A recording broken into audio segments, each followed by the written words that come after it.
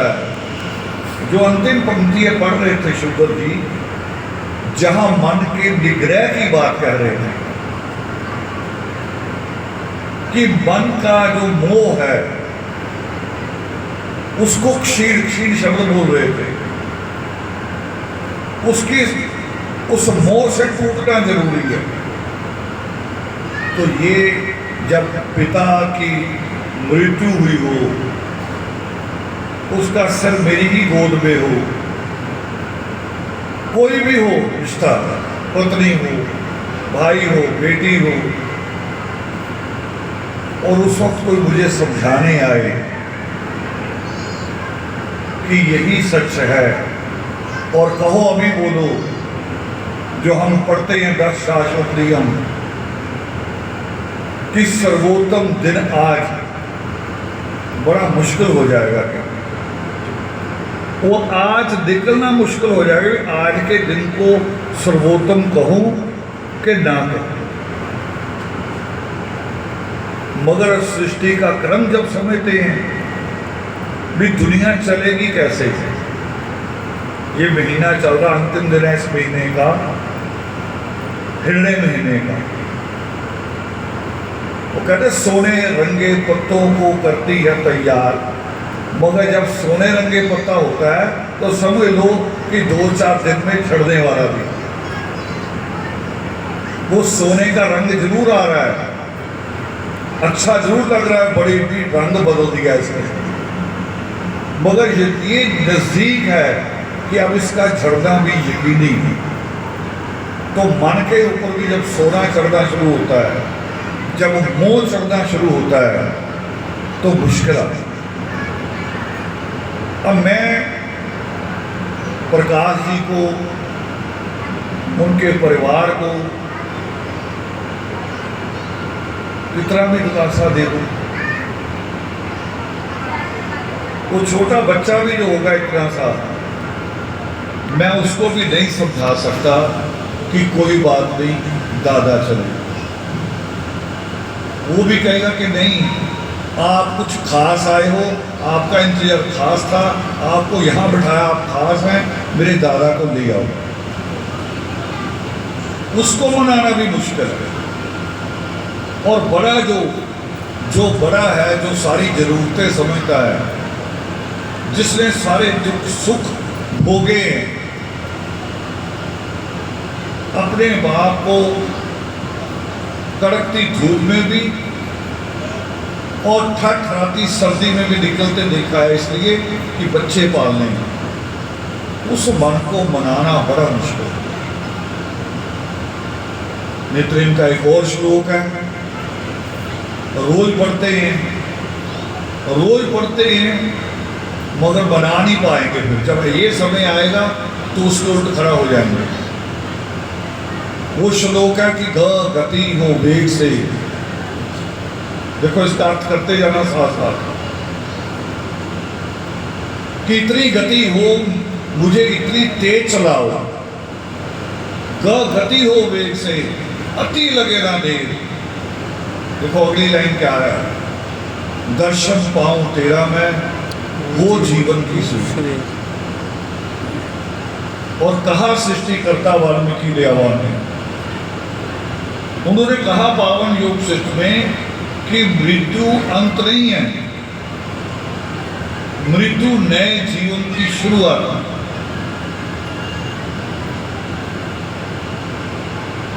हमसे चले गए ना लक्ष्मी, मगर हो सकता है किसी मां की गोद में खेल रहे हो, आज 2-4 दिन के हो। जीवन का तरीका ही यही है। ये अभी धूप पड़ रही, तेज गर्मी है, सागर से पानी उड़ेगा गर्म होके, बादल बनेगा, हजारों किलोमीटर चलेगा वहां से, और यहाँ आके बरसेगा, और फिर हजारों किलोमीटर नाली के रूप में, नदी के रूप में बहते हुए उसी सागर में मिल जाएगा। क्रम यही है जीवन। मगर समझाना, दिल को मनाना बड़ा मुश्किल है, नहीं बना पाएंगे। और शायद ईश्वर ने छूट भी दी, ईश्वर ने छूट दी है कि इसके साथ जबरदस्ती नहीं करनी।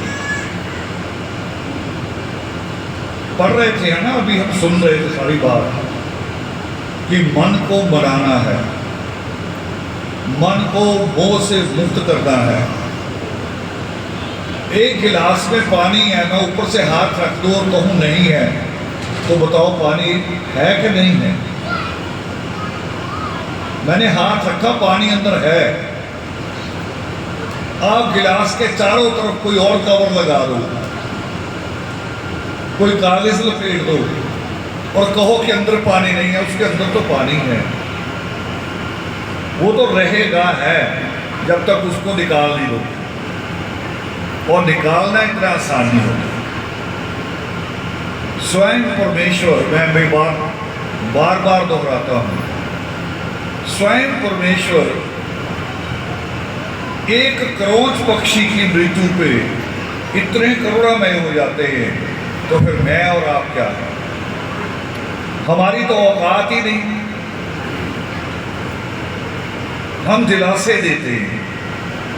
ये दिन जो आज का दिन रखा है, परंपरा है पूरे भारत में, पाकिस्तान में भी सोच के बनाया होगा बुजुर्गों ने। मैं भी सोचता हूं इसके ऊपर कई बार भी, क्या है ये। एक बात समझ में आती है कि जब कभी मृत्यु होती है, परिवार सारे काम छोड़ के दरी बिछा के बैठ जाता है। पता नहीं किस गांव का आदमी, कौन रिश्तेदार कब आए, बैठे रहना जरूरी है। कोई आ जाए, कोई 2 दिन बाद आए, कोई 4 दिन बाद आए, मगर परिवार का बैठे होना जरूरी है। अभी भी मैं घर गया तो जमीन पे बिस्तर लगा रखे हैं, वो इसी चीज का संकेत है। वो इसका संकेत नहीं है कि ज्यादा लोग हैं। ज्यादा लोग तो शादी में भी होते हैं, तब नीचे नहीं लगाते, और लगे भी हो तो उठा देते हैं दिन में भी, जब लेटेंगे तब लगा देंगे। वो संकेत है कि हम शोक में हैं, हम दुख में हैं। अब वो आना जाना बंद ही नहीं होता लोगों का। तब शायद बुजुर्गों ने सोचा होगा कि एक दिन निश्चित कर दो, 4 दिन बाद, 10 दिन बाद, 11 दिन बाद, कोई निश्चित कर दो। क्या दो ये अंतिम अरदास है, कहते ना अंतिम शब्द।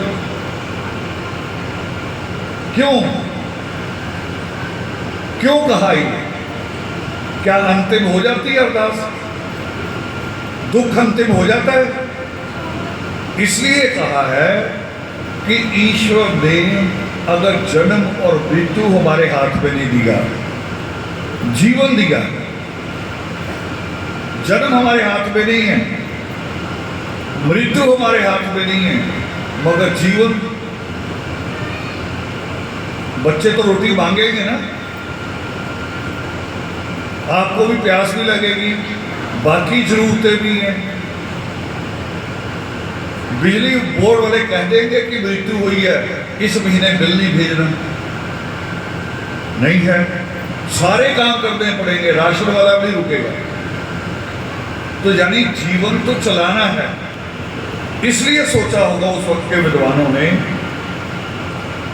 कि इसको एक अंतिम दिन दे दो। मैं शहर में देखता हूं, और खास तौर पे सिख समाज में जो शहरी सिख है, वो पहला ही इतवार चुन लेते हैं, पहला ही संडे। भाई ये दूसरे दिन नहीं होना चाहिए, 3-4 दिन का फर्क हो, पहला ही संडे चुन लेंगे, उसी में कर देते हो। कह रहे कारोबार भी तो करना है, क्योंकि जीवन हमें दिया ईश्वर ने जीने के, वो बंद नहीं कर सकते। और दूसरा इसलिए है जो हम सारे सोच के आते हैं। क्या सोच के आते हैं? और चलते वक्त जब यहां से उठते हैं तो इन सारे भाइयों से कह के जाएंगे, इन बच्चों से भी, कि चिंता मत करना हम हैं। हम सभी कहेंगे और कितने हैं हम, कितने नहीं हैं, ये अलग बात है। मगर एक दिलासा, दिल को जो राहत मिल जाए कि हम हैं, वो सारे इकट्ठे होके हम सारे यकीन दिलाते और उस यकीन के साथ थोड़ी सी हिम्मत बनती है परिवार की कि दूसरे दिन वो अपनी दरी उठा के एक साइड रखे और अपने कारोबार करें। उसकी हिम्मत बन जाती है, हौसला बन जाता है। कई जगह बुरी बुरी परंपराएं भी हैं, हम धीरे धीरे ठीक कर रहे हैं। पंजाब में भी थी, पंजाब के बाहर भी थी। मैंने पंजाब की एक परंपरा देखी अमृतसर में। देखो, जिसको कहते हैं गुरुओं पीरों की धरती, और खास तौर पे लिखा होता सिफ्ती का घर। मगर मेरी कौम बड़ी अलग है। ये ऐसी अलग है कि जिस शहर की जो मर्जी खासियत हो, उस खासियत को ये अपने अंदर नहीं घुसने देते, अपनी बीमारी अलग पाल के रखते हैं। और बीमारी क्या थी और घटना कब की मैंने जो देखी, उस वक्त उग्रवाद था। कोई 15-16 लोग गन शॉट से मारे गए। एक ही शहर में 15-16 लोग, और शहर का बड़ा शमशान घाट है, सारे वही डेड बॉडी आ रही धीरे धीरे करके। पूरा शहर इकट्ठा, चीखे, जोर जोर से चीख पुकार हो रही है। अचानक हमारे एक बुजुर्ग की भी मृत्यु उस दिन हो गई। उसको भी उसी शमशान घाट में ले गए और करके रस्म थोड़ी देर एक साइड में बैठ गए, और एक आदमी ने वो गठरी खोली, उसमें से चुन्नियाँ निकली, औरतों के सिर ढकने की चुन्नी। एक ने डब्बा खोला, उसमें इतना बड़ा बड़ा लड्डू निकला। कह रहे जी, एक चुन्नी एक लड्डू, जितनी बहुएं लगती हैं जिसकी मृत्यु हुई रिश्ते में, गोत्र में, वो सारी आ जाओ, एक एक चुन्नी एक एक लड्डू। दूसरी तरफ पूरा शहर चीखों पुकार करता, मेरी कौन लड्डू बांट। बड़ा हैरान हुआ मैं भी, चाहे चलो चीखों पुकार छोड़ दो, तब भी बुजुर्ग के मरने पे लड्डू, किसी के मरने पे लड्डू बंटने चाहिए। वो खुशी का अवसर होता है। रोकी हमने वो बीमारी, गाली बहुत खाई, मगर आज अमृतसर में, पूरे अमृतसर में परंपरा नहीं मिली है। और बीमारियां भी हैं। मेरे अपने ससुर की मृत्यु हुई, उस वक्त रथ यात्रा चल रही थी पंजाब में। 60 दिन की रथ यात्रा, कुदरती संगरूर जाके हमने उसे विराम दिया और सूचना आ गई थी कि मृत्यु हो गई। मैं चले गया अचानक, तो अच्छा हुआ कि चले गया। और जाके जो मैंने देखा, अजीबोगरीब चीज। किस शहर में, जिसको भारत का यानी यूनिवर्सिटी का, ज्ञान का बड़ा केंद्र कहते थे जिस शहर को, इलाहाबाद को कैम्ब्रिज कहा जाता था इंडिया का, उस शहर में मैं पहुंचा। दूसरे दिन संस्कार हो चुका था। एक दिन और रहा तो चौथा दिन जैसे ही आया, दोपहर का जो खाना आया, मैं हैरान भी, ये खाना कैसे आ सकता है।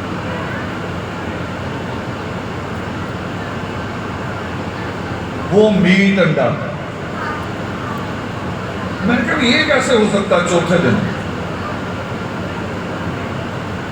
बाद में मुझे समझ में आया, वो जो मैंने दरी वाली बात कही ना, वो तो जरूरी है परिवार पालने के लिए कि दरी उठनी चाहिए। वो कह रहे कि कौम ये रह नहीं सकती इसके बिना, फिर चौथे दिन ही उठा देते, बिले भी खा पी लो, शुरू हो जाओ। अब ये परंपराएं कभी किसी ने अच्छी नहीं शुरू की, बुरी तो की हमने, अच्छी नहीं। और आज मैं ये उस परिवार में बात कर रहा हूं कि जिस परिवार में प्रकाश जी का जीवन, जो आज प्रकाश जी को आप देख रहे हैं जिस रूप में, आप बाबा जी भी कह देते होंगे, संत भी कहते होंगे, धर्मज्ञा भी कहते होंगे, मगर मैंने प्रकाश जी को एक टीचर के रूप में देखा। जब ये यहाँ स्कूल चला रहे, पन्नीवाला में स्कूल चला रहे थे, और इनकी वीरांगी भी, मुन्ना लाल जी की बेटी भी, लंगापति स्कूल चला रहे थे। तो जहां शिक्षा की बात हो वहां सवाल पैदा होता है। शिक्षा सिखाती है सवाल करना, और सवाल सबसे पहले बीमारियों पे होना चाहिए, बुराइयों पे होना चाहिए। हम बुराइयों पे सवाल नहीं करते, बीमारियों पे सवाल नहीं करते। और ये क्यों कह रहा हूं? क्योंकि मृत्यु जब आती है, आपकी जेब देख के नहीं आती कि आपकी जेब में आज कितने पैसे हैं, आपके पास लकड़ी के पैसे भी हैं कि नहीं है। मृत्यु ये सोच के नहीं आती, अचानक आ जाती है। और फिर हम लोग आपस में जुटते हैं, एक दूसरे की गरीबी को ठगते हैं, कोशिश करते हैं मिलजुल के कर लें। मगर उसमें अगर रस्में जोड़ दी जाएं, हमारा मिलना जुलना ऐसा हो जाए, जो मैं देखता हूं अपनी कौम में, कि पतीलों के ढक्कन उठा उठा के देखते हैं कि मरने वाले के 4 लड़के हैं, 8-10 पोते भी हैं, और उन्होंने खाने में क्या बढ़ाया। अब बताओ, हम दुख बटाने आए हैं कि दुख बढ़ाने आए हैं? और अगर ये बीमारी है, अगर ये गलत चीजें हैं, तो इसको रोकेगा कौन? कौन रोकेगा? और भी चीजें हैं, यहां कम है, गांवों में, शहरों में ज्यादा बीमारी है। वो कह रहे हरिद्वार भी जाना है, हरिद्वार के बाद वो कुरुक्षेत्र के पास है पेहवा, वहां भी जाना बड़ा जरूरी है, नहीं तो गति नहीं होगी। कभी कबीर साहब को पढ़िए भी इस मामले। कबीर साहब बनारस में पैदा हुए, बड़ी धर्म नगरी मानते हैं, मगर धर्म नगरी के नाम पे एक बात समझ लो इंडिया की, जितनी धर्म नगरी होंगी उतनी छुआछूत होगी। तो कबीर साहब को किसी ने कह दिया कि आप तो धर्म नगरी में पैदा हुए हो, यहां तो लोग मृत्यु के बाद अपने बाप दादा की डेड बॉडी उठा के लाते हैं कि अगर यहां संस्कार करेंगे तो सीधे स्वर्ग जाएंगे। और वो इतिहास भी हमारा है, उनका ब्राह्मणों का नहीं है। वो इतिहास हमारा है। वो घाट जिसको हरिश्चंद्र घाट कहते हैं, वो हरिश्चंद्र का थोड़ी है, कालू भंगी का घाट, जिसका सारा पैसा छीन लिया। तो कबीर साहब कहे फिर कह आप तो स्वर्ग वैसे ही चल जाओगे, भक्ति की जरूरत ही नहीं। तो कबीर साहब कह कोई ऐसी जगह भी है जहां जाके आदमी नरक को जाता है? कह रहे हाँ जी एक जगह है, हालांकि स्वर्ग नरक देखा भी किसी ने। कह रहे जी एक जगह है, वो अयोध्या के पास है, मरहर। कबीर साहब उठे, उसने बनारस छोड़ दिया। कह रहे मैं वही रहूंगा, देखता हूं मुझे कौन नरक में ले जाता है। और मैं समझता हूं कि जहां कबीर एक बड़े